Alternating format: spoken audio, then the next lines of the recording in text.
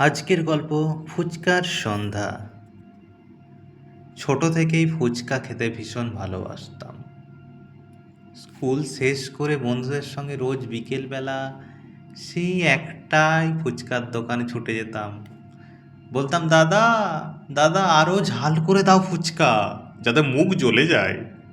সেই ছিল প্রতিদিনের সংলাপ। ফুচকার সঙ্গে যেন জীবনের এক টুকরো আনন্দ লুকিয়েছে আছে। বছর কয়েক কেটে গেছে, এখন সে কলেজে পড়তাম। ব্যস্ত জীবন, পড়াশোনা, নতুন বন্ধু বান্ধব। কিন্তু একদিন হঠাৎ হোস্টেলের ছুটিতে বাড়ি নিয়ে ফিরলাম, আর প্রথমেই মায়ের সঙ্গে দেখা করলাম। মা জিজ্ঞাসা করলো, কি খাবি? আমি হেসে বললাম, ফুচকা। মা একটু অবাক হয়ে বলল, আরে